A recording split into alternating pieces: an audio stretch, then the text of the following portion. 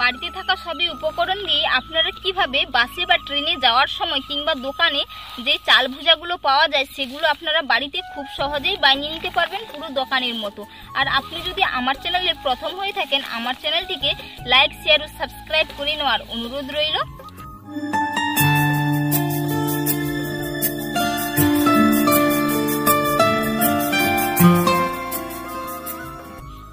আপনারা কিভাবে বাড়িতে দোকানের মতো চাল ভুজা ভাজবেন সেই রেসিপি আজ আমি আপনাদের শেয়ার করব। এর জন্য আমি 200 গ্রাম চাল নিয়েছি, আর এই চালটা কিন্তু আমাদের বাড়ির চাল নিয়েছি। আপনারা চাইলে যে কোনো চাল দিয়ে বানিয়ে নিতে পারবেন, বাসমতি থেকে শুরু করে যে কোনো চাল আপনাদের পছন্দ অনুযায়ী আপনারা চাল দিয়ে কিন্তু বানিয়ে নিতে পারবেন। এবার এটাকে আমি জল দিয়ে ভালো করে ধুয়ে নেব। জল দিয়ে ভালো করে পরিষ্কার করে ধুয়ে নেব। এরকম ভাবে 2 থেকে 3 বার ধুয়ে নেব। ভালো করে জল দিয়ে ধুয়ে নিয়েছি। তো এবার এর আমি জলটা ঝরিয়ে নেব একটা স্ট্রেনারের মাধ্যমে।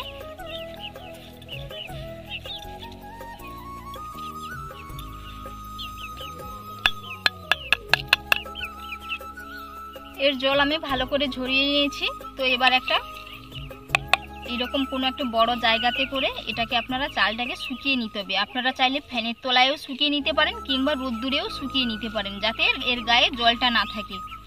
আর বন্ধুরা, কে কোথা থেকে ভিডিওটা দেখছেন অবশ্যই কিন্তু আপনারা কমেন্ট বক্সে কমেন্ট করে জানাবেন, যাতে পরের ভিডিওতে আমি আপনাদের নামগুলো বলতে পারি। আর যারা নতুন বন্ধু আমার চ্যানেলে, অবশ্যই তারা কিন্তু আমার চ্যানেলটিকে সাবস্ক্রাইব করে নেওয়ার অনুরোধ রইল। এগুলো আমি আবার শুকিয়ে নেব। তো 20 মিনিট পরে ফিরছি, আপনাদের দেখাচ্ছি যে কেমন হয়েছে। 20 মিনিট হয়ে গেছে, চালগুলো খুব সুন্দর করে কিন্তু শুকিয়ে গেছে, দেখে নিশ্চয়ই বুঝতে পেরেছেন আপনারা। তো এবার এর মধ্যে আমি 1 চিমটে মতো লবণ নিয়েছি, লবণটা ভালো করে মাখিয়ে নেব। অল্প করে একটু সাদা তেল নিয়েছি, ছোট চামচের মাপ করে 1 চামচের পরিমাপে। তো এবার এইরকম করে ভালো করে মাখিয়ে নিতে হবে।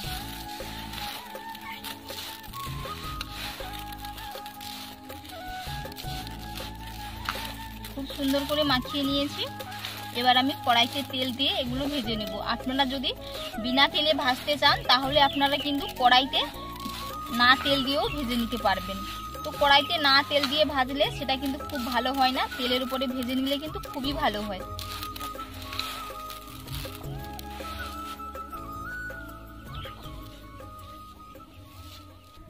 উনুনের মধ্যে কড়াই বসিয়ে দিয়েছি। তো এবার আমি তেল দিয়ে দেবো, একটু বেশি করে তেল দেবো, যেহেতু এগুলো ডুবো তেলে ভাজতে হবে।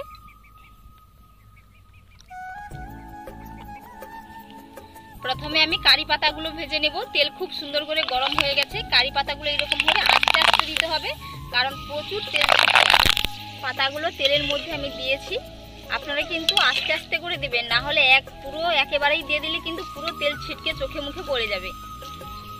এগুলো খুব সুন্দর করে ভাজাও হয়ে গেছে। এবার আমি এগুলো তুলে নেব। প্লেটের মধ্যে রেখে দিচ্ছি। 100 গ্রাম আমি বাদাম নিয়েছি। তো বাদামগুলো ঠিক একই রকম ভাবে ভেজে নেব। এইরকম ভাবে ভেজে নেবেন, তুলতে কিন্তু খুবই সুবিধা হয়। বাদাম ভাজতে বেশি টাইম লাগবে না, মাত্র 1 মিনিট টাইমে কিন্তু বাদাম ভেজে নিতে পারবেন।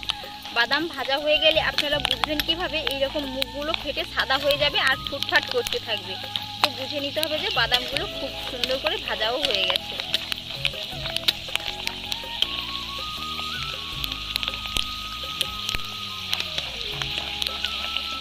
বাদাম খুব সুন্দর করে ভেজে নিয়েছি। এবার আমি এগুলো তেল ঝরিয়ে তুলে নেব।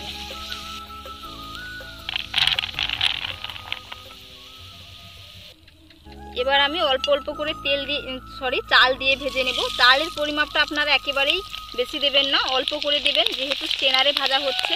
আপনারা চাইলে কিন্তু কড়াইতে দিয়েও ভেজে নিতে পারেন। এই যে ভাজা হয়ে গেছে, এবার আমি তুলে নেব।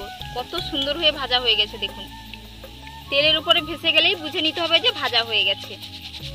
আর কড়াইতে দিয়ে ভাজলে কিন্তু তুলতে তুলতে পুরো লাল হয়ে যাবে। এর কারণে এইরকম কোনো স্ট্রেনারে ভেজে নেবেন, খুব সুন্দর হয়ে কিন্তু ভাজা হয়ে যাবে। চুলার ফ্লেমটাকে কিন্তু সবসময় হাইতে রাখতে হবে।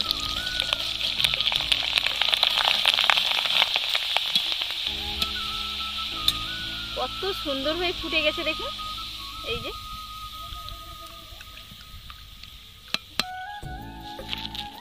আপনাদের যদি মনে হয় পুরো এর মধ্যে একটু এক্সট্রা যে তেলটা, তো এর উপরে একটা টিস্যু পেপার পেতে দেবেন, এক্সট্রা তেলটা পেপারের মধ্যে চলে যাবে।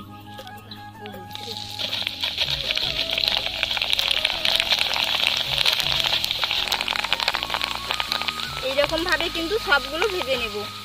আর আপনারা স্টেনারটাকে কড়াইয়ের উপরে রাখতে যাবেন না, কড়াইটা খুবই গরম, এই যে প্লাস্টিকটা আছে এটা কিন্তু পুড়ে যাবে।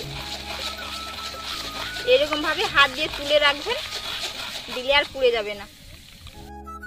সবগুলো ভেজে নিয়েছি আর কত সুন্দর হয়েছে দেখুন। এগুলো আমাদের কিন্তু বাড়ির চাল, যে সুপারের চাল বলে, ওটা দিয়েই করেছি। আপনারা চাইলে কিন্তু বাসমতি চাল দিয়ে করতে পারেন, আরও দারুণ লাগবে। তো বন্ধুরা, আজকের রেসিপি আপনাদের কেমন লাগলো অবশ্যই কিন্তু আপনারা কমেন্ট বক্সে কমেন্ট করে জানাতে ভুলবেন না, এবং বাড়িতে এইরকমভাবে একবার বানিয়ে খাবেন, খেতে কিন্তু খুবই অসম্ভব মজার হয়। আর আপনারা চাইলে এর মধ্যে একটা স্পেশাল মশলাও দিতে পারেন, পানমৌরি, ধনে, শুকনো লঙ্কা, সাথে অল্প করে একটু চিনি দিয়ে ভেজে গুঁড়ো করে শিলপাটাতে গুঁড়ো করে নেবেন, কিংবা মিক্সিতে দিয়ে এর মধ্যে মিশিয়ে নেবেন, দারুণ লাগবে খেতে। আর এটাকে আপনারা এয়ারটাইট বক্সে করে ভরে রেখে দেবেন, পুরো 1 মাস পর্যন্ত সংরক্ষণ করে রেখে খেতে পারবেন। তো আপনারা ভালো থাকবেন, সুস্থ থাকবেন, আপনাদের সাথে নেক্সট ভিডিওতে দেখা হচ্ছে।